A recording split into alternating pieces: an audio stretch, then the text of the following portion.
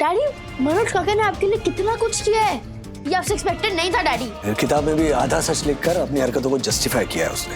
पूरी कहानी तुम्हें पता नहीं बेटा। तो फिर इनको पूरी कहानी बताना, उन पन्नों के बारे में जो इस किताब से फाड़कर फेंक दिए गए। अथर्व, जानना चाहते हो कि इन एनवेलप्स में क्या लिखा है? मुझे सोचने का टाइम चाहिए।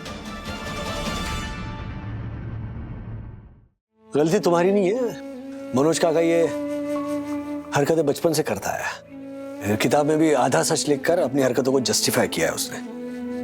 पूरी कहानी तुम्हें पता नहीं बेटा। तो फिर इनको पूरी कहानी बताना।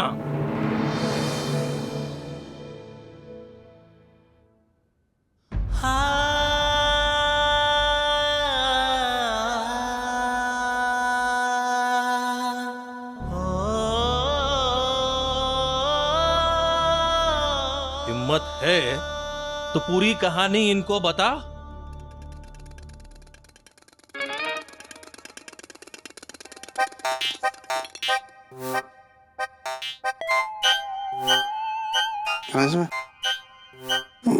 माउथ फ्रेशनर खत्म हो गए, मैं भर के आता हूँ।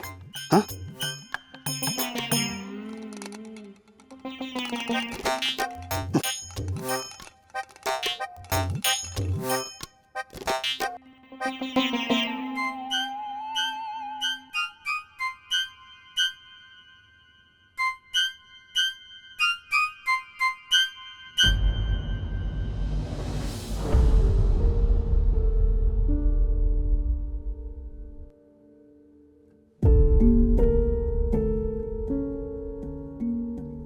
मनोज दादा, प्लीज दरवाजा बंद कीजिए और अंदर आ जाइए।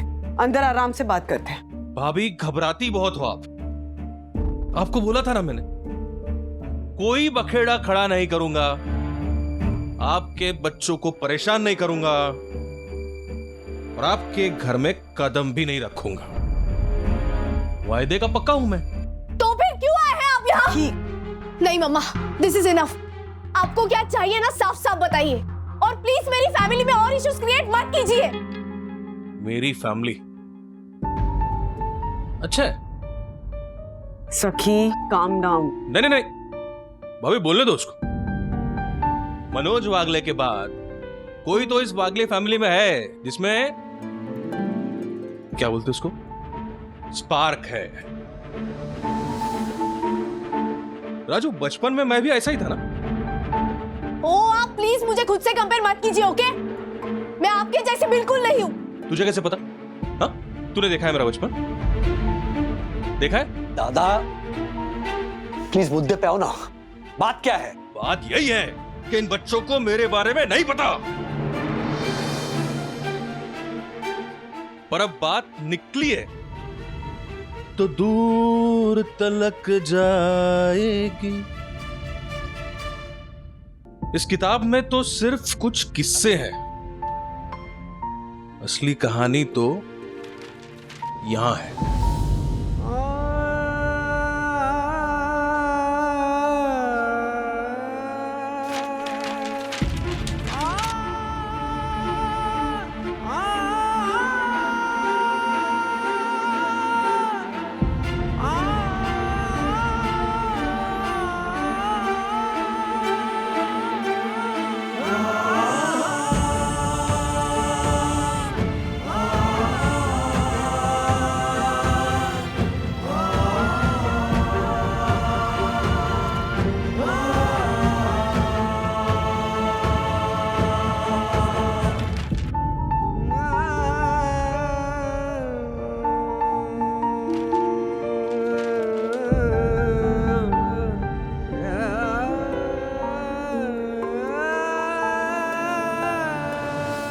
मेरी कहानी के वो 2 अध्याय जिसकी वजह से वागले परिवार से मेरा संबंध टूट गया।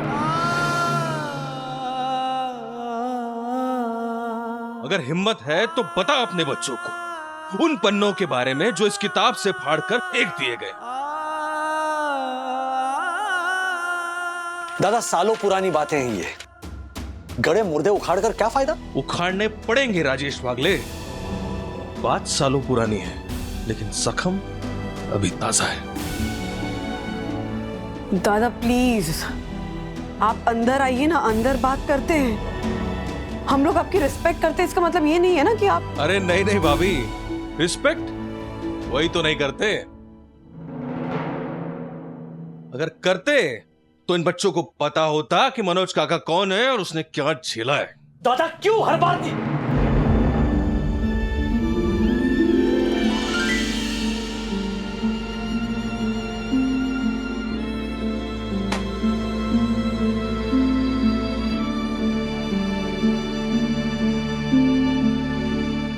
सखी पानी लेकर।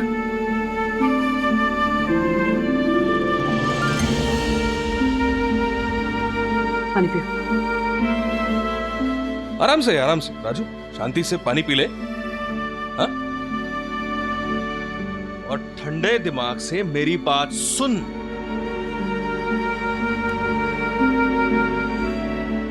राज पानी पियो, पियो।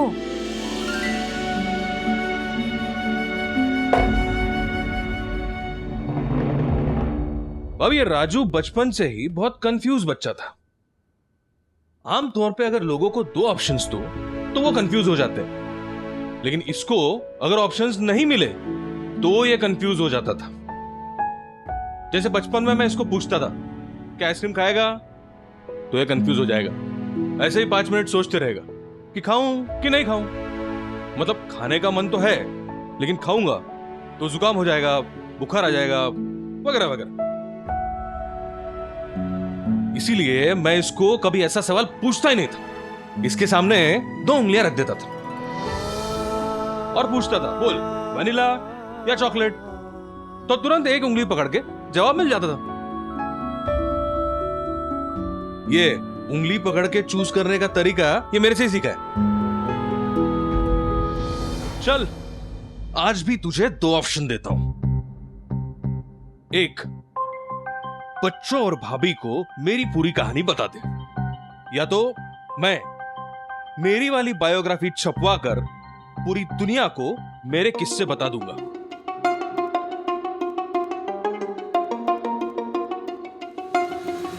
चल आजा, ये 2 उंगलियों में से चूज करके बता कि कौन सा ऑप्शन चूज करेगा। अभी भी ऐसे ही डिसीजन लेता है ना तू? हाँ दादा, आज भी मैं ऐसे ही डिसीजंस लेता हूं, लेकिन ये सब मैं उनके साथ करता हूं जिन पर मुझे खुद से ज्यादा भरोसा है।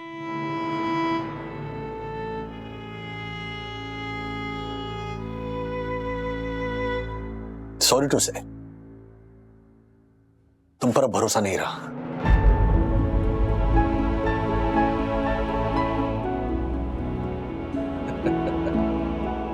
भरोसा? भरोसे की बात तू कर रहा है? अच्छा है, ठीक है। परसों तक का टाइम देता हूं तेरे को। जिसकी उंगली पकड़नी है, पकड़ के ताबड़तोड़ डिसाइड कर लेना। और हां, वो श्रीनिवास से भी सलाह मशवरा कर लेना। उम्मीद है वो थोड़ा सोच समझ के डिसीजन लेगा, तेरी तरह उंगली पकड़ के नहीं।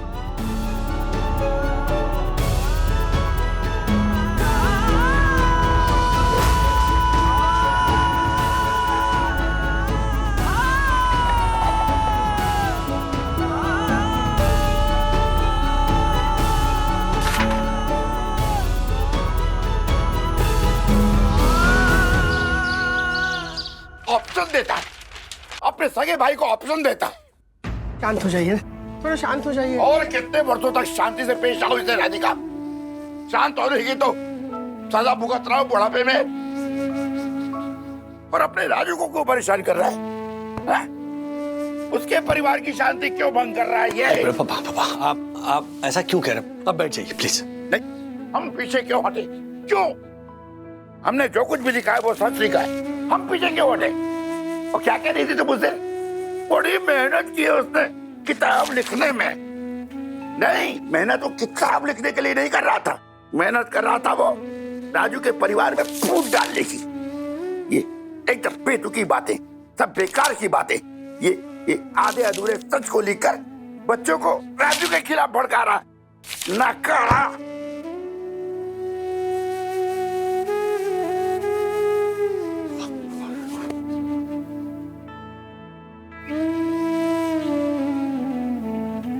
बैठिए बैठिए।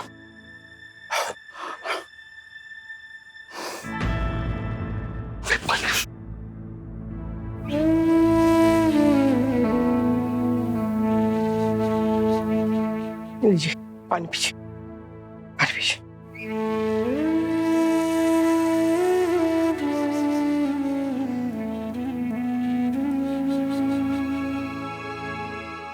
राजू जी। जब मैं बाप बना था ना, तो मैंने ये तय कर लिया था कि अपने बच्चों पे कभी हाथ नहीं उठाऊंगा। मैं मारूंगा नहीं, उन्हें समझाऊंगा। अगर वो कुछ गलती करते हैं तो उन्हें गलती का एहसास दिलाऊंगा, लेकिन मारूंगा पीटूंगा नहीं। लेकिन अब तो ऐसा लगता है जैसे मैं गलत था। बचपन में ही उसे मार पीट कर धमका कर सजा देकर समझाया होता ना, तो शायद ये नौबत नहीं आती। ऐसा नहीं होता। वो लातों के भूत बातों से नहीं मानते बेटा। पापा, लातों का इस्तेमाल वो करते हैं जो बातों से समझा नहीं सकते। जिस समाज में माँ बाप बिना झिझक अपने बच्चों पर हाथ उठा देते हैं, वहां आप एक मिसाल हो पापा। मेरे पिता होने के बाद मैंने आप ही का अनुकरण किया है। प्लीज आप अपनी परवरिश पर सवाल मत उठाइए। देखिए खुद को पापा, ये आप नहीं है। आपको इतने सालों में मैंने इतने गुस्से में कभी नहीं देखा। इस तरह से पापा आप हार रहे हो और दादा को आप जिता रहे हो। मुझे गुस्सा सिर्फ ऐसी बात पे आया था कि मेरी दुश्मनी का बदला वो तुझसे ले रहा है। ऐसा मत सोचिए पापा। देखिए, मैं ये नहीं कह रहा हूं कि आपका गुस्सा होना जायज नहीं है, लेकिन उस गुस्से से पापा आपको तकलीफ हो रही है। और जिस इंसान की वजह से आपको इतना गुस्सा आ रहा है, उसे शायद कोई फर्क भी नहीं पड़ रहा है। चल, हो गया मैं शांत। अब चल मेरे साथ। हाँ? कहाँ जा रहे हो? हाँ? मैंने तय कर लिया है, मैं पुलिस में जाऊंगा। अरे देवा, अब ये क्या कर रहे हो? मेरे और राजू के साथ वो जो कुछ कर रहा है, उसे मानसिक उत्पीड़न कहते हैं, मेंटल हैरेसमेंट। मेरी गलती की सजा राजू, बहू और उसके बच्चे क्यों भुगते? देखो, इसका बस एक ही हल है। मैं पुलिस से रिपोर्ट लिखाने जा रहा हूँ। राजू, अब पापा को समझाना। अरे आखिर अपना ही खून है ना वो। मानता है वो। अगर मानता होता तो अपने सगे भाई को इस तरह से परेशान नहीं करता। पापा एक मिनट। एक किताब लिखना या घर पर आ जाना कोई क्राइम नहीं है। हाँ। दादा ने ऐसा कुछ भी नहीं किया है जिसे हम क्राइम कह सकते हैं। और नहीं तो क्या, पुलिस को क्यों बीच में लाते हैं? हम आपस में बात करके हल निकालेंगे ना। हाँ। अच्छा, एक बात बताओ, तुम लोग उसकी इतनी तरफदारी क्यों कर रहे हैं? भाई नहीं, तरफदारी नहीं कर रहे हैं। पुलिस तक ले जाना ये सही नहीं लग रहा है मुझे। ठीक है, मैंने जो कहना था कह दिया। अब आप जो कुछ भी करना चाहें आप लोग करिए। तुमने क्या सोचा है राजू, तुम ही समझो। मैं जाता हूं।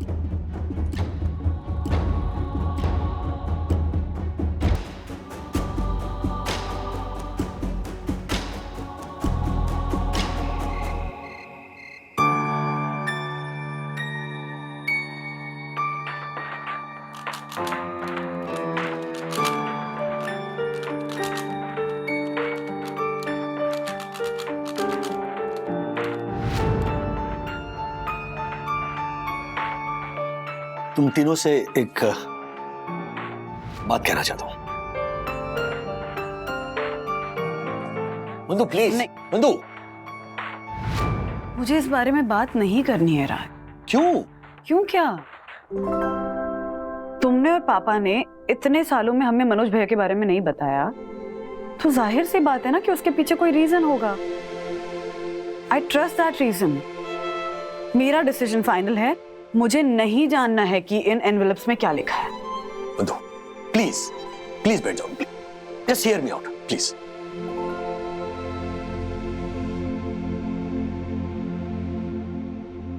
थैंक यू, थैंक यू मुझ पर ट्रस्ट करने के लिए। पता है बच्चों, तुम्हारी मम्मा की सबसे खास बात कौन सी है? शादी के पहले और शादी के बाद तुम्हारी मम्मा ने कभी भी विदाउट राइम और रीजन मेरी हाँ में हाँ नहीं मिलाई। उसकी अपनी खुद की सोच है, उसका अपना पॉइंट ऑफ व्यू है। बंधु, मैं अपने डिसीजंस तुम पर कभी नहीं थोपूंगा, इसीलिए इस टॉपिक पर डिस्कशन करना होगा।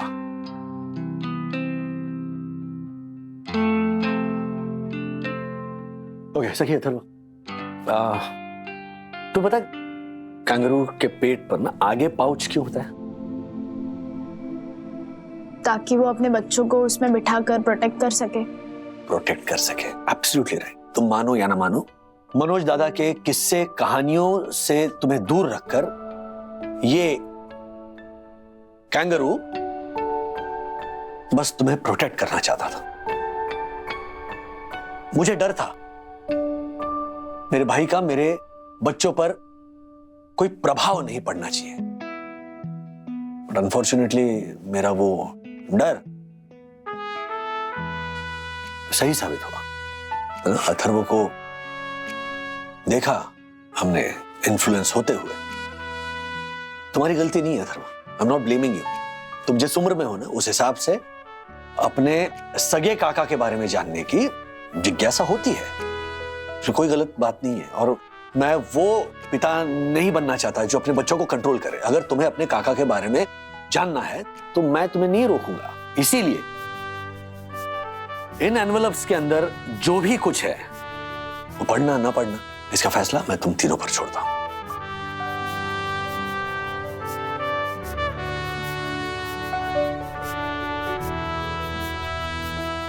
राज, मैं जानती हूं कि मेरी खुद की इंडिपेंडेंट सोच है, डिसीजन मेकिंग का या फैसला लेने का अपना हक है, पर अगर मेरी सोच तुम्हारी सोच से मेल खाती है तो उसमें क्या प्रॉब्लम है?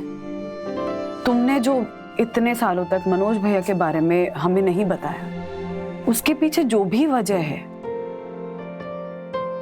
उस पे भरोसा है मुझे। I trust you Raj. हाँ daddy, I agree with mamma. Daddy, आपने बहुत सोच समझ के ही हमें मनोज काका से दूर रखने का डिसीजन लिया होगा ना, and we trust you blindly. Atharva, हमें मनोज काका की कहानियां और किस्सों को जानने की कोई जरूरत नहीं, ओके? नहीं एक मिनट सखी, ये सिर्फ तुम्हारा और बंधु का डिसीजन नहीं, ये डिसीजन तुम तीनों को मिलकर लेना है। अथर्व पर तुम प्रेशर नहीं डाल सकते। डैडी, आप एक तरफ बच्चों को प्रोटेक्ट करने की बात कर रहे हो, दूसरी तरफ अथर्व को फ्री हैंड दे रहे हैं। एक मिनट सखी, एक कैंगरू अपने बच्चे को अपने पाउच में कितना भी प्रोटेक्ट करके रखे, लेकिन फाइनली उस पाउच में उसे रहना है या नहीं रहना है, बाहरी दुनिया में कदम रखना है नहीं रखना है, ये फैसला, ये डिसीजन उस बच्चे को लेना है।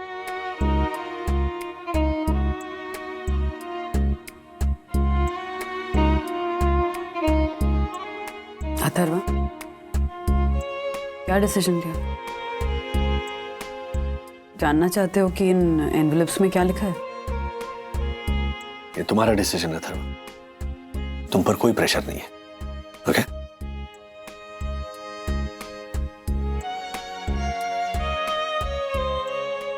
मुझे सोचने का टाइम चाहिए। अथर्व, आप सीरियसली? डैडी, आप एक मिनट सखी, जैसा मैंने कहा ये डिसीजन अथर्व का भी है।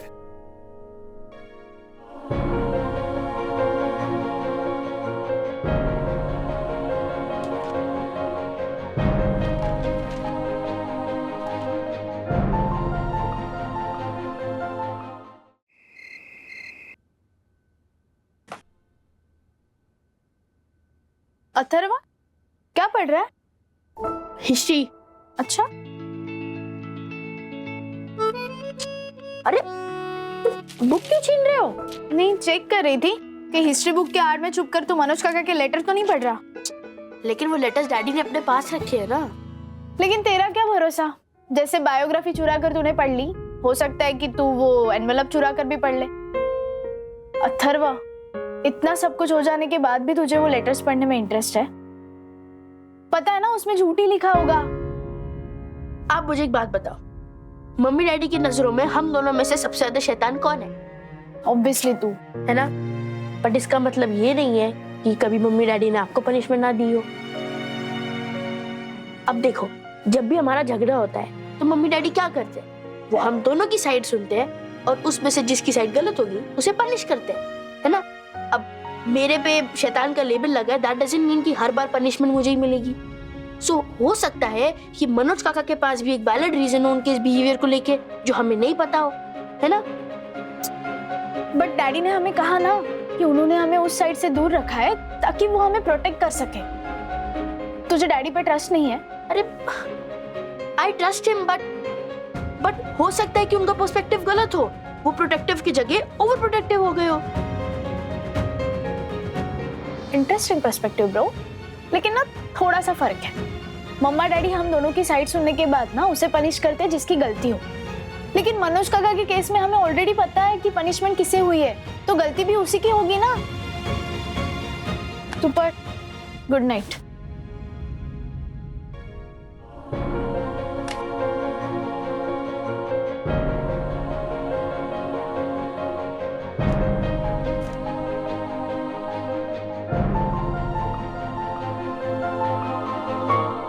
ये 703 वाली मिसेस डिसूजा को notice. My God, oh my God, मेरी सोई दर्शन हाइट सोसाइटी में फैंसी ड्रेस कंपटीशन होने वाला है और मुझे पता भी नहीं।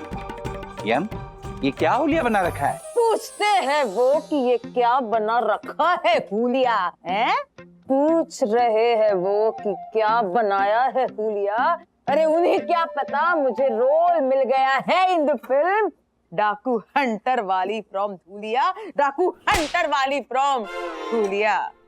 ओह माय गॉड, यम, तुम उस फिल्म के लिए सेलेक्ट हो गई? हो जाऊंगी दक्कू, बस ऑडिशन देने की देरी है। ये स्क्रिप्ट लो और मुझे एक ऑडिशन बना के दो। व्हाई नॉट यम? देख एक मिनट यम, एक मिनट।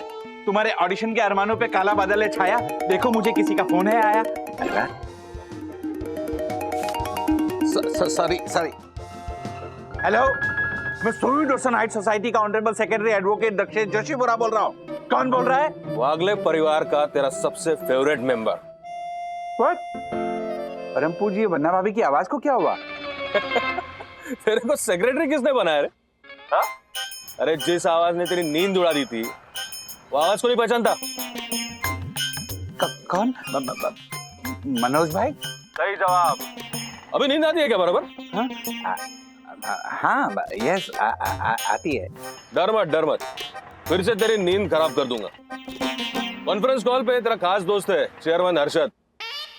ए हर्षद बोल रहे?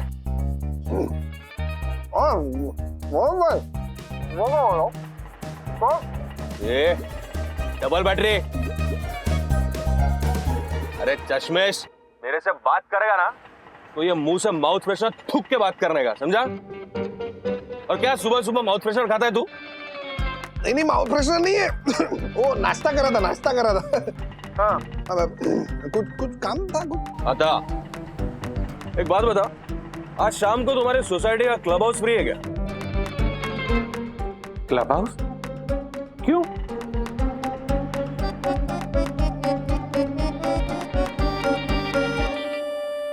क्या? Club house? और आपने बुक भी कर दिया? और मैं क्या करता राजेश भाई? उन्होंने मुझसे पूछा कि क्लब हाउस फ्री है, मैंने बोल दिया यस। फिर उन्होंने पूछा कि राजेश वागले बुक कराना चाहता है, तो मैंने कहा ओके। मैंने कब कहा ओके? आपने मुझसे पूछा तो फिर? और ये जो सोसाइटी का क्लब हाउस है वो सिर्फ सोसाइटी के मेंबर ही बुक कर सकते हैं ना? हाँ राजेश भाई, पर रूल के हिसाब से क्लब हाउस सोसाइटी मेंबर या उनकी इमीडिएट फैमिली मेंबर में से कोई भी बुक करा सकता है। मनोज भाई तो आपके इमीडिएट फैमिली मेंबर हुए ना, तो मैंने उनको यस बोल दिया। देखो भाई, सब मालूम होने के बावजूद आप दादा की बातों में कैसे आ गए? हाँ? किसने बनाया इनको सेक्रेटरी? हम ही ने बनाया राजेश भाई। इसकी तो बोलती बंद हो गई थी वो मनोज भाई के सामने, इतना डर गया था ये। और पंटर तू तो मुंह में माउथ फ्रेशनर जमा के बैठा था। गलत है टकू, हाँ, ये मुहावरा गलत है। मुंह में दही जमाना कहते हैं। यम, दही का इस्तेमाल तो वो तब करते हैं ना जब कोई काम बिगड़ जाता है और बोलते हैं इसने दही फैला दिया। वो तो रायता फैलाना हुआ दक्कू। अरे आप दोनों क्या एक दूसरे की हिंदी की ट्यूशन ले रहे हो? और क्या कहा मनोज दादा ने? और उन्होंने कहा कि श्रीनिवास वागले की बायोग्राफी के विमोचन में जो लोग उपस्थित थे उन सबको बुलाओ। हाँ, और वो भी अपनी बायोग्राफी की कॉपी के साथ। क्यों? वो मनोज भाई ने नहीं बताया। मनोज दादा न जाने किस हद तक जाएगा।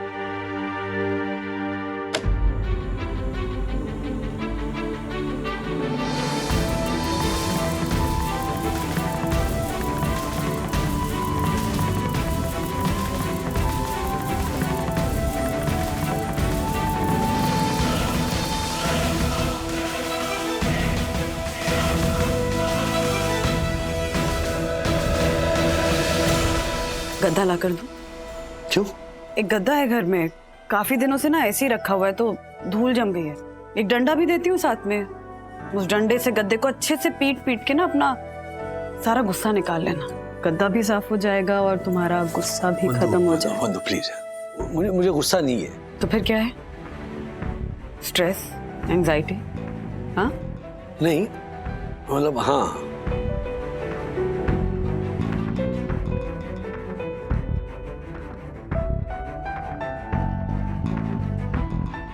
किस बात का स्ट्रेस है इतना? ये मनोज दादा अभी यहाँ आएगा, वापस तमाशा करेगा। करने दो ना तमाशा, मत एंटरटेन करो ना उस तमाशे को, मत देखो, मना कर दो, इनफैक्ट रोक दो उस तमाशे को। मेरे हाथ में कुछ नहीं है बंधु। तुम्हारे ही हाथ में है राज। पिछली बार भी जब मनोज भैया आए थे कितना कुछ कहा उन्होंने, पर तुमने एक शब्द भी नहीं कहा। इनफैक्ट वो हमें ऑप्शंस देकर गए और हम ये सोच रहे थे कि उनमें से कौन सा ऑप्शन चूज करें। मैं जानती हूं कि तुम कभी भी पलटकर उनको जवाब नहीं दोगे राज, पर वो जो भी कर रहे हैं उसे तुम एंटरटेन करो, ऐसा भी जरूरी नहीं है। जरूरी तो नहीं है, पर क्या बात है ऐसी, हाँ, जिसके बारे में सोचकर तुम हमेशा चुप हो जाते हो?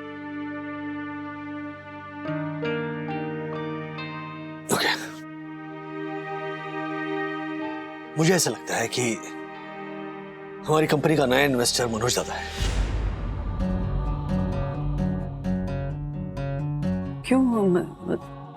क्यों लगता है ऐसा? क्योंकि देखो ना, अब तक उस नए इन्वेस्टर की आइडेंटिटी रिवील ही नहीं हुई है। क्यों सीक्रेट रखा है उससे अभी तक? जरूर ये पर्सनल स्कोर सेटल करने के लिए मनोज दादा ये कर रहा है। पर उनके पास इतने पैसे कहां से आएंगे राज कि तुम्हारी कंपनी में इन्वेस्ट कर रहे हैं? मनोज दादा की जेब में ना बचपन में 10 रुपए भी नहीं होते थे, लेकिन 50 रुपए का सामान वो कहीं से लेकर ही आता था। बस अपना पॉइंट प्रूव करने के लिए ना ये किसी भी हद तक जा सकता है।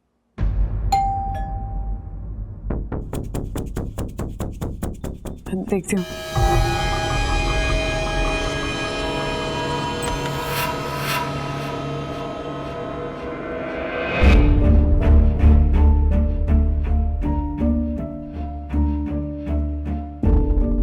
कसं काय वहिनी, सगळं व्यवस्थित ना?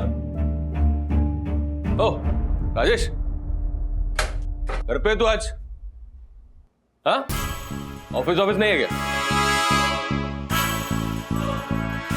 अच्छा हाँ, मैंने बोला था ना मैं आऊंगा, इसलिए। अच्छा, लेकिन बार बार छुट्टी मत लिया कर। वो क्या है, तेरे नए इन्वेस्टर को बुरा लगेगा, इंप्रेशन खराब पड़ता है ना। हाँ? हाँ, तो क्या डिसाइड किया?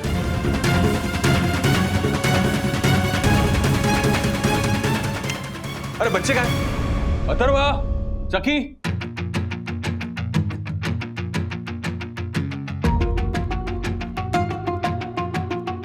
क्या जोड़े? हाँ, चला चला बोला, क्या नक्की क्या है बोलो। दादा, ए, तो बीच में मत बोला, ये मेरे और भाभी और बच्चों के बीच की बात है।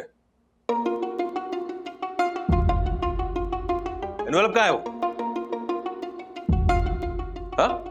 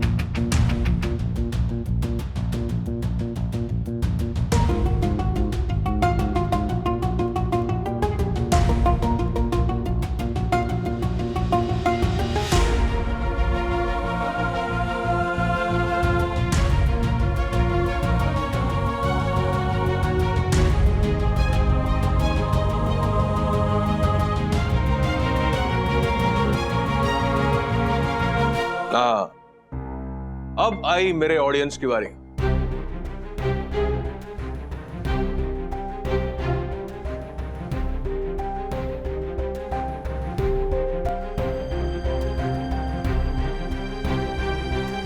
डैडी, इस अर्थ पर एनिमल्स के 6.5 मिलियन स्पीसीज है एंड भगवान जी ने हर एक स्पीसी को अपना अपना सुपर पावर दिया है। अब कैंगरू को अगर अपने बेबी को प्रोटेक्ट नहीं करना होता तो भगवान जी उन्हें वो पाउच नहीं देते ना।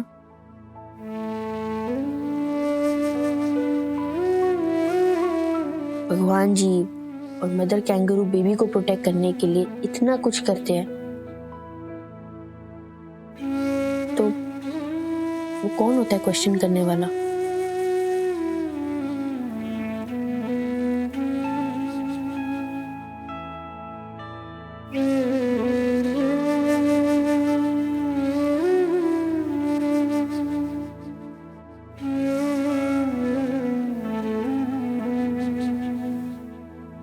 काका, आपकी स्टोरी जानने में हम तीनों को बिल्कुल भी इंटरेस्ट नहीं है।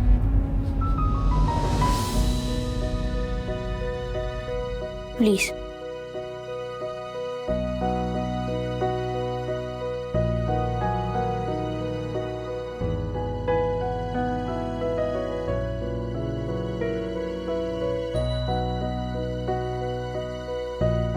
सॉरी डैडी, मैंने आप पे शक किया।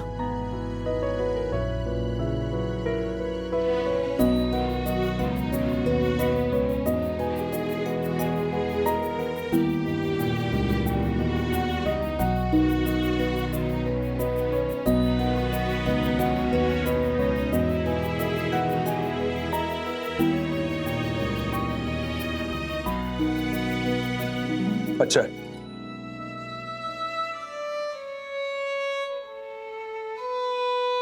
वाह, विविधता में एकता। बड़ा प्यारा परिवार है तेरा राजेश। काश मेरा भी होता।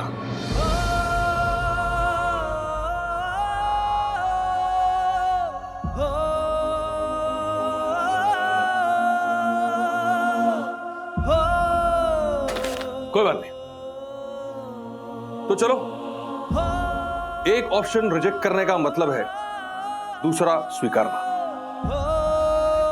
फटाफट तैयार होके क्लब हाउस में आ जाओ। दूसरे ऑप्शन का पूरा इंतजाम करके रखा है।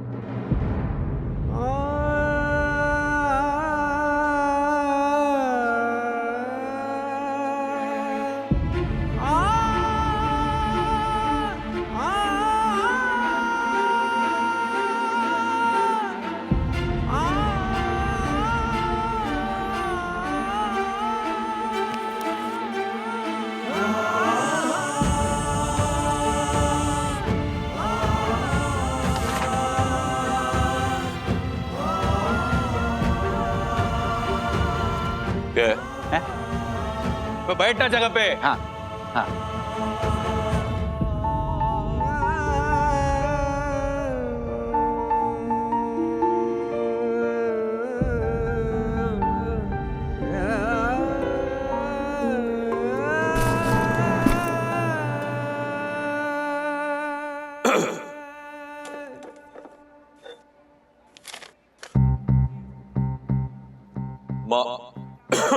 माननीय अतिथि महोदय, सभा में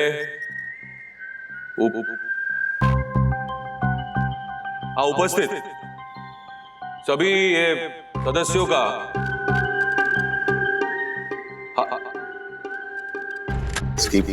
आओ यार इसको।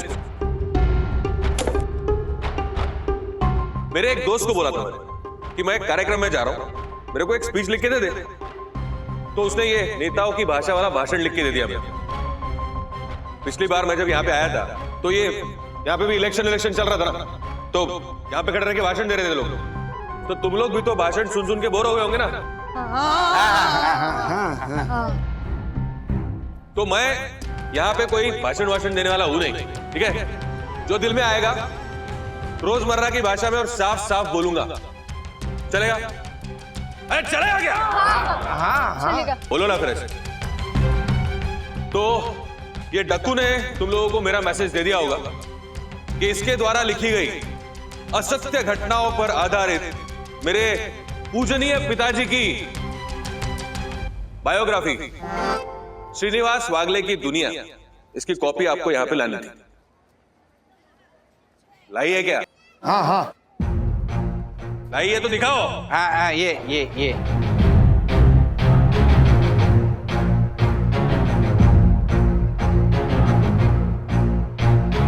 हाँ, शाबाश। सुने डक्कू, रक्षेश जोशीपुरा। अबे धरती के बोझ, तू अपनी जगह से उठ, झोला ले और काम पे लग चल। पहले प्लीज बोलिए, प्लीज।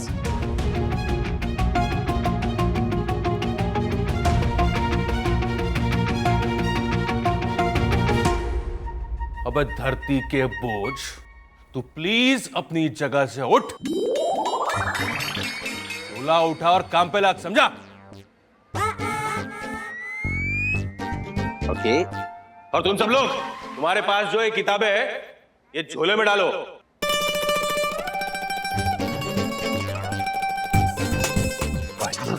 तेरे में आत्मसम्मान जैसा कुछ है कि नहीं? धरती का बोझ बोला उसने तुझे। हाँ, पर प्लीज भी तो बोला।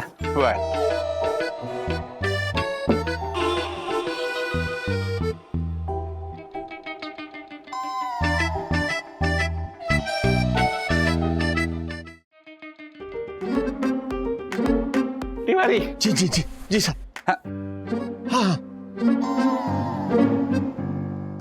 पेंटर।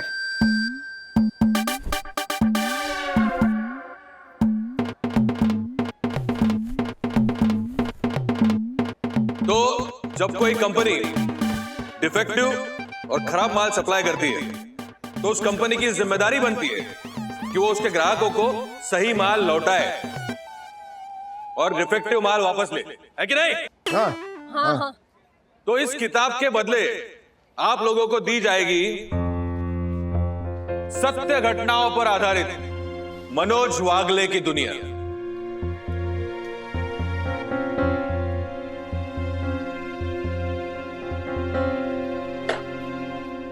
और मैं चाहता हूं कि इस पुस्तक का विमोचन भी इस सोसाइटी के सबसे सीनियर और रिस्पेक्टेबल मेंबर श्री श्रीनिवास वागले के हाथों। श्रीनिवास तो है नहीं। तिवारी। जी जी साहब।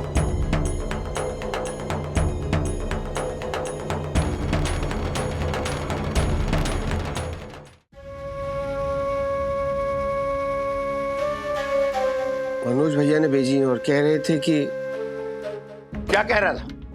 कह रहे थे कि इन किताबों की अब लोगों को जरूरत नहीं है, इन्हें आप फाड़ें, फेंकें, जलाएं, ये रद्दी में भेज दें। तुमने उससे कहा नहीं? मैं सोसाइटी का सिक्योरिटी गार्ड हूँ। किसी का निजी काम करना मेरी ड्यूटी का हिस्सा नहीं है। मैं क्या करता? क्या करता मतलब? साफ मुंह पे मना कर देना चाहिए था। वो तुम्हें ऑर्डर देने वाला होता कौन है? ये बड़ी बेटी है साहब। मनोज भैया हमारे लिए तो आपके बड़े बेटे हैं ना। उनकी बात को हम कैसे टाल सकते थे साहब? साहब उन्होंने आप दोनों को नीचे क्लब हाउस में बुलाया है। मेरे बड़े बेटे को जाके कह दो कि मैं कोई सिक्योरिटी गार्ड नहीं हूँ जो बुलाए और हम दौड़े दौड़े चले आए। खड़ा क्या? क्या यहाँ से? जी साहब। जाओ जाओ। सुनो, शांत हो जाओ। मुझे लगता है हमें जाना चाहिए नीचे। चलो। राधिका, तुम भी गांधारी की तरह पुत्र प्रेम में अंधी हो गई हो। आंखों पे पट्टी बांध रखी है तुमने। कमाल है, सुनना तो पड़ेगा ना। ये सब बोल क्यों रहा है वो? क्यों कर रहे हैं सब? सब पता है। अपनी एक तरफा कहानी सुनाकर उसने अथर्वा को राजू के खिलाफ भड़काने की कोशिश की है। उसी तरह वो चाहता है कि पूरी सोसाइटी के सामने मुझे जलील करके मुझे उकसाए। नहीं, मैं क्या कहती हूँ, देखिए आप, मनोज और राजू तीनों ना आपस में बैठ के शांति से इस मुद्दे को सुलझाइए। ये बड़े बड़े मसले आपस में बात करके सुलझ जाते हैं। बात उससे की जाती है जो सुनना चाहता है। तुम्हें बात करनी है, तुम जाके करो, मुझे नहीं करनी। अरे मैं तुम्हारी तरह आंखों में पट्टी बांध के नहीं बैठा हूँ। अरे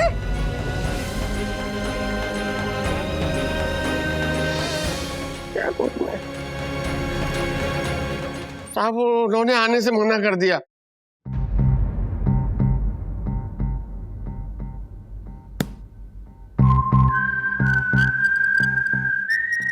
हुजूर आते महफिल में तो 4 चांद लग जाते हैं। खैर कोई बात नहीं, बहरहाल उनके बिना भी महफिल तो सज ही सकती है। और ये कहानियां तो उनको मालूम है। आपको मैं ये अनसुनी कहानियां सुनाना चाहता हूं, तो चलो शुरू करते हैं।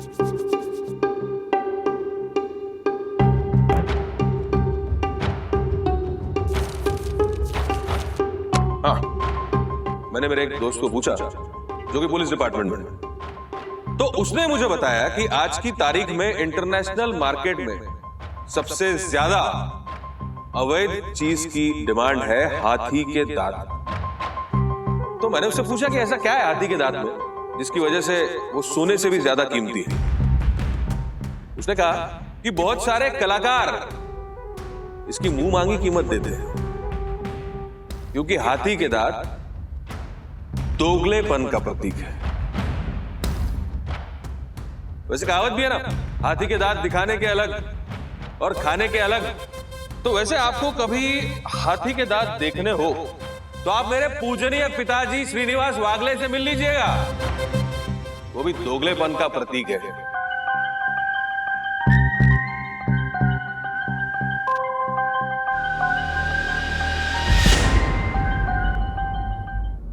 यामिनी भाभी, ये इंसान श्रीनिवास अंकल के बारे में कुछ भी बोल रहे हैं अनाप शनाप। आपको नहीं लगता हमें इसे रोकना चाहिए? हाँ, तो कुछ से बात करनी होगी। एक मिनट। खुद की महानता बताने के लिए उन्होंने अपनी किताब तो छपवाई जरूर, लेकिन उसमें उनकी दोगलेपन की कहानियां नहीं है जो मैं आपको सुनाऊंगा। हर्षद,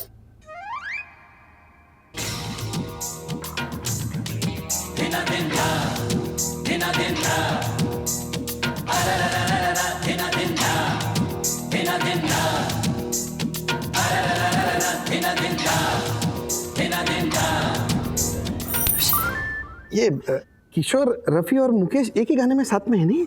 है ना? हाँ। क्या कर रहे हैं आप लोग? हमें आपसे बात करनी है। ये इंसान जो मन में है बोल रहा है श्रीनिवास अंकल के बारे में, और आप दोनों बैठकर तमाशा देख रहे हो। नहीं तमाशा नहीं, अमर अकबर एंड थोनी देख रहे थे, है ना? हर्षद, मैं फिल्म के बारे में बात नहीं कर रही हूँ। दक्षिश भैया, कुछ बोलिए ना, कुछ कीजिए ना, रोकिए इसे। ये देखो क्या बोलेगा, ये तो खूब डरता है मनोज भाई से। तो आप कुछ कीजिए। कीजिए। व्हाट बोलना है? व्हाट बोलना है? बात कर।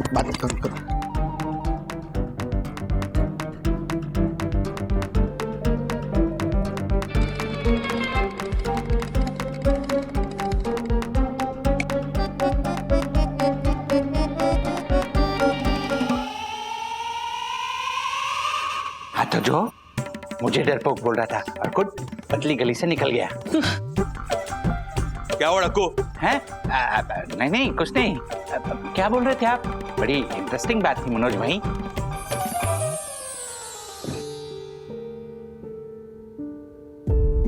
इन कहानियों में आपको राजेश और श्रीनिवास की अच्छाई नहीं, सच्चाई जानने को मिलेगी।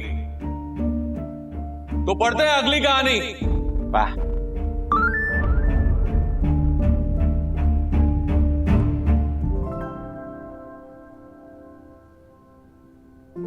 मार्स पर से अर्थ पर वापस आओ छोटे, वहां पे कॉलोनी बनने में अभी बहुत साल बाकी है। तेरा हॉट चॉकलेट। वैसे क्या सोच रहा था? जी, क्लब हाउस में भी क्या हो रहा होगा?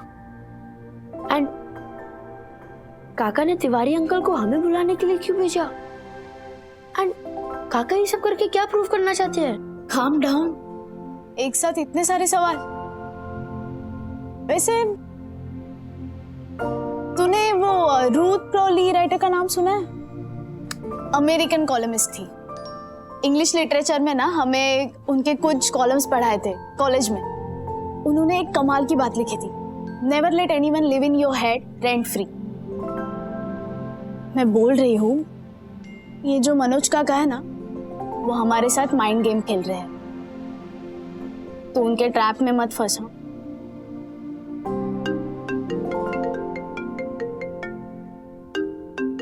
गुनगुन?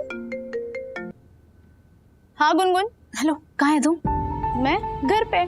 सुन, तू राजेश अंकल और दादाजी को लेके जल्दी से क्लब हाउस में आ जा। क्यों, क्या हुआ? यहाँ पे तेरे मनोज काका अपनी लिखी बायोग्राफी में से कहानियां सुना रहे। What? और सारी कहानियों में राजेश अंकल और दादाजी के बारे में नेगेटिव बातें ही लिखी है। एक सेकंड होल्ड कर। मम्मा, डैडी। क्या हुआ? क्या हुआ? क्या हुआ? सखी, जल्दी आओ। हाँ हाँ आ रहे हैं, 1 मिनट। हाँ, क्या कह रहे हैं मनोज काका? मेरे पिता ने मुझे उनके जैसे बनाने की बहुत कोशिश की, पर उनके जैसा बनना मतलब कायर बनना। कोई आप पे अन्याय करे उसे चुपचाप सह लेना। उनका छोटा बेटा राजेश बना उनके जैसे। यकीन नहीं आता तो देख लो, अभी भी ऊपर छुप के बैठे हैं कायर की तरह, क्योंकि उन्हें मालूम है कि वो गलत है। सुना, ऐसे ही पिछले आधे घंटे से डिसरिस्पेक्टफुली दादाजी के लिए और राजेश अंकल के लिए बोल रहे। हेलो सखी, आर यू देयर? गुनगुन, मैं तुझे बाद में कॉल करती हूँ, बाय। सखी, वेट, नहीं जाओगी अभी नहीं। सखी, ऐसी छोटी छोटी बातों से ट्रिगर होने का कोई फायदा नहीं है। Calm down. How can you ask me to calm down daddy? Okay, इतना बता दीजिए, नीचे जाकर क्या करोगे? उन्हें रोकूंगी। और तुम्हारे कहने पर वो रुक जाएगा? एटलीस्ट मैं ट्राई तो करूं। प्लीज आप मुझे मत रोकिए। आई नो डैडी, अब आप मुझे कन्विंस करने की ट्राई करोगे। गांधी जी का कोई कोट सुनाओगे कि कोई एक गाल पर तमाचा मारे तो दूसरा गाल हमें आगे कर देना चाहिए। पर प्लीज डैडी, आज के डेट में ना ये वर्क नहीं करता। पहला तमाचा हमने उसी दिन खा लिया था जब काका ने दादाजी के बुक इनॉग्रेशन के टाइम आप लोगों को डिफेम किया था। अगर उसी दिन हमने उस तमाचे का जवाब दे दिया होता ना, तो आज दूसरा गाल आगे करने की नौबत नहीं आती। तमाचे का जवाब तमाचे से ही देना होगा। जवाब देने से अच्छा तो एनवेलप्स में लिखे लेटर्स को पढ़ लेना अच्छा था ना? अगर ये करने से मैं उनको चुप करा सकती हूँ ना, तो वो लेटर्स पढ़ने के लिए मैं तैयार हूँ। नहीं मम्मा, आई थिंक हमें नीचे जाकर ना वो एनवेलप्स मांग लेने चाहिए। एटलीस्ट हमारी फैमिली की पर्सनल बातें फैमिली के बीच तो रहेगी। दीदी, अभी आप वहाँ कह रहे थे कि ये मनोज काका के माइंड गेम्स है, उनके जाल में फंसना मत, और आप ही मतलब। अथर्वा, तूने सुना ना वो कैसी बकवास कर रहे हैं? अगर उन एनवेलप्स को पढ़ के हम दादाजी और डैडी के इंसल्ट होने से रोक सकते हैं ना, तो हमें वो तुरंत पढ़ लेने चाहिए। ऐसे में जीत भी तो उन्हीं की होगी ना सखी। मुझे इस मामले में लूजर बनना ना बेहतर लग रहा है मम्मा। डैडी, मुझे एक बात समझ में नहीं आ रही है, आप ये चुपचाप बैठकर बर्दाश्त क्यों कर रहे हो? क्योंकि इस वक्त हमें कुछ भी कहने की जरूरत नहीं है सखी। ठीक है, नहीं ठीक है, काका सही कह रहे हैं। हम डरपोक है और डरपोक की तरह बैठे रहते हैं, कुछ नहीं करते।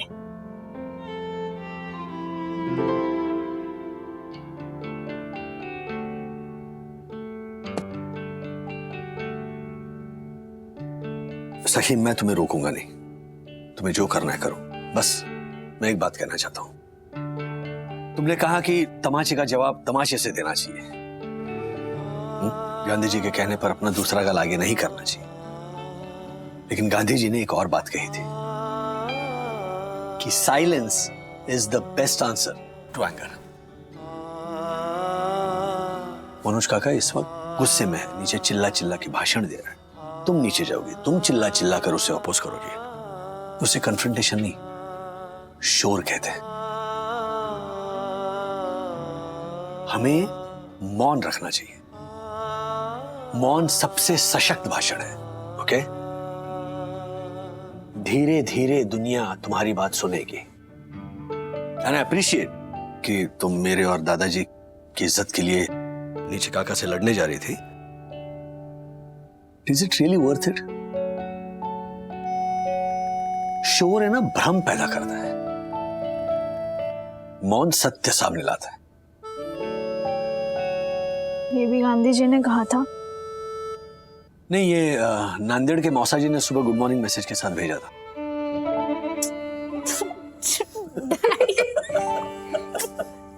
तो मेरे पिताजी की इस झूठी जीवनी में एक सच लिखा है कि श्रीनिवास वागले हर एक आम आदमी का प्रतीक है। शायद इसलिए वो मुझे हमेशा आम आदमी बनने के लिए मजबूर किया करते थे। Typical middle class.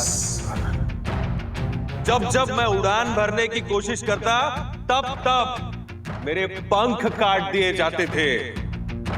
दादी, दादी, अच्छा हुआ आप आ गई। प्लीज मनोज काका को रोकिए ना।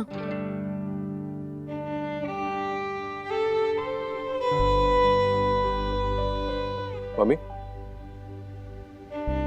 अकेले आइए, बाकी सब नहीं है। मनोज, मुझे तुमसे 2 मिनट बात करनी है। नहीं नहीं, अभी नहीं मम्मी, तीसरे चैप्टर पे हूं, 6 चैप्टर और बाकी है। मनोज, मैं तेरे सामने हाथ जोड़ती हूँ, ये सब मत कर।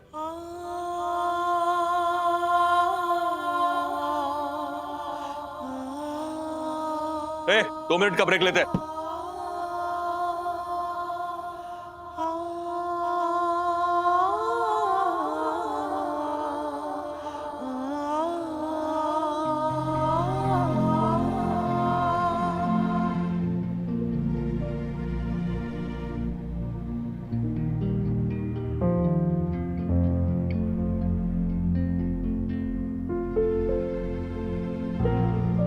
देख तू मम्मी, तू ऐसे हाथ वाथ मत जोड़ा कर मेरे सामने, अच्छा नहीं लगता मेरे को। तेरे पापा और राजू के बारे में ऐसे अपशब्द बोलना तुझे अच्छा लगता है क्या? हाँ?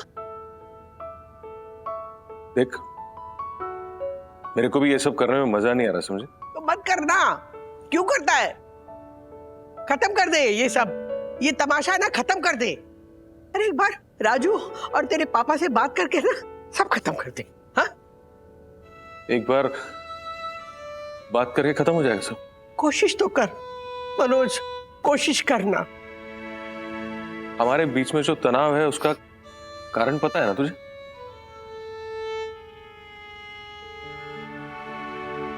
उस कारण की वजह से अपने परिवार से निकाल के फेंक दिया था मुझे,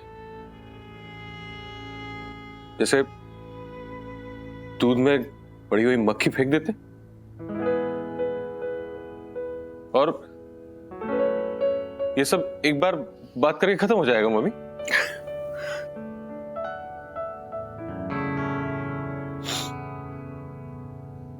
पचास साल का होने आया हूं मैं, 50 साल का। मेरी उम्र के जो दोस्त है ना, वो सब खुश है, सुखी है अपने परिवार के साथ। वो कमलेश शादी है मम्मी, वो चौल वाला, उसके बेटे की शादी है परसों। और मैं यहाँ भूत बन के भटक रहा हूं परिवार की खोज में। मेरी ना बीवी है ना बच्चे, एक माँ है जो फोन पे बात करने से तक डरती है। क्यों? क्योंकि उसके पति ने उसको बोला है कि अपने बड़े बेटे से बात नहीं करने का, उसका मुंह तक नहीं देखने का। बचपन में बाबा से प्यार नहीं मिला तो सिर्फ तुझे और राजू को अपना परिवार माना था मैंने। अब तो राजू ने अपना परिवार बना दिया और मुझे उनके सामने विलन बना दिया। सीब वाला है कमलेश कि श्रीनिवास और राजेश वागले जैसे बाप और भाई नहीं है उसके, वरना मेरी तरह ना अपने परिवार का हिस्सा बनाते ना उसका खुद का परिवार बनने देते।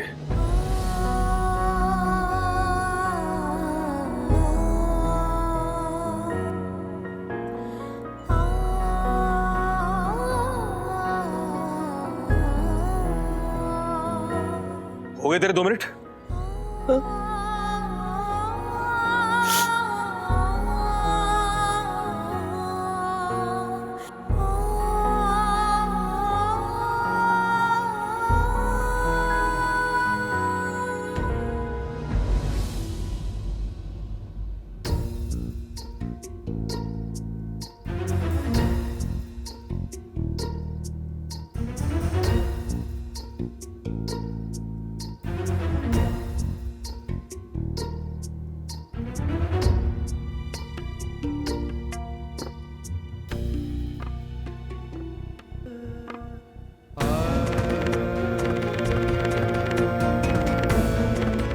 वागले की दुनिया से सुख और शांति छीनने की जड़ ये किताबें ही हैं। अगर ये किताबें ही न रहें तो शायद वागले की दुनिया में सुख और शांति फिर से वापस आ जाए।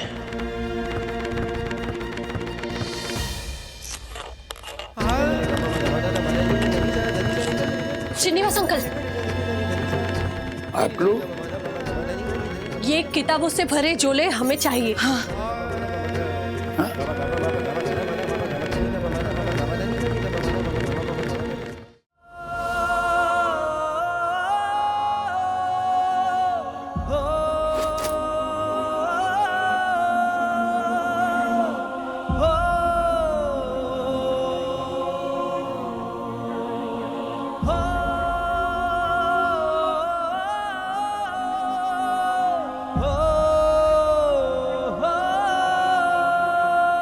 एक बार दफ्तर से आते वक्त एक चलती गाड़ी ने श्रीनिवास पर कीचड़ उछाला। ड्राइवर उतरते ही माफी मांगने के बदले बोला, ए बुड्ढे, अंधा है क्या, दिखता नहीं है? अपनी गलती के लिए श्रीनिवास को ही दोषी ठहराने लगा। ए सुनो, पर उस परिस्थिति में भी श्रीनिवास ने मुस्कुराकर कहा, बेटा तुम्हारी कोई गलती नहीं है, तुम गाड़ी बराबर ही चला रहे थे, गड्ढों की गलती है, रास्ते में बने। ड्राइवर की आंखें शर्म से झुक गई ये सुनकर और उसे अपनी गलती का एहसास हुआ।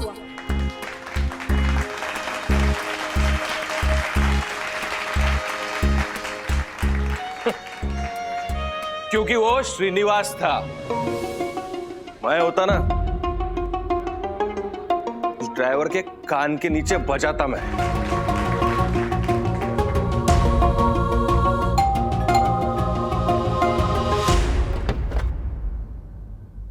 साहब, आप जल्दी से सबको लेकर नीचे आइए क्लब हाउस में। नहीं, आप मनोज दादा से कह दीजिए कि सर, मनोज दादा नहीं, मैं आपसे कह रहा हूँ, प्लीज चलिए ना, देखिए ना वहाँ क्या हो रहा है।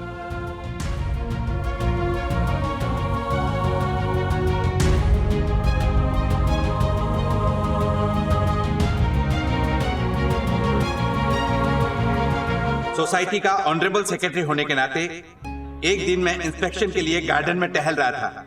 वहां लगाई गई बल्ब में से एक बल्ब टूटा हुआ था और उस कोने का सीसीटीवी कैमरा खराब होने के कारण मैं दोषी को ढूंढने में नाकामयाब रहा।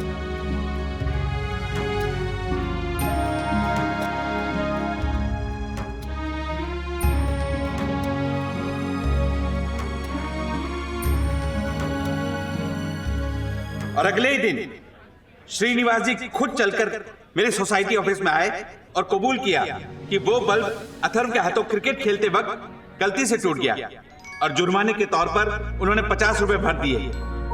अब इतनी छोटी सी बात के लिए उनसे पैसे लेना मुझे ठीक नहीं लगा। मैंने पैसे लेने से इनकार किया तो उन्होंने मेरी लाइन मुझे ही बोल दी कि रूल्स मतलब रूल्स, फॉलो ना करे थे फूल्स, फूल्स गो बैक टू स्कूल्स।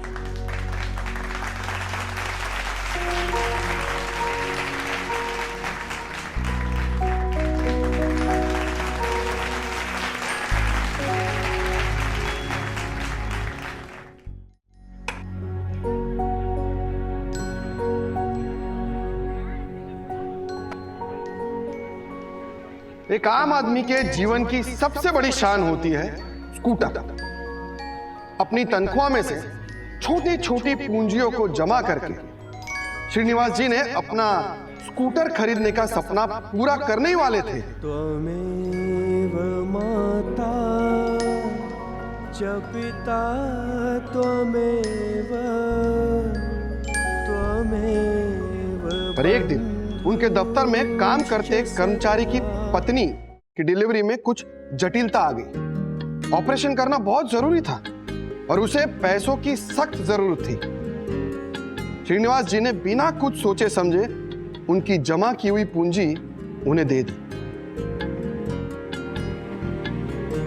उस कर्मचारी के घर बेटा पैदा हुआ जिसका नाम उन्होंने रखा श्रीनिवास।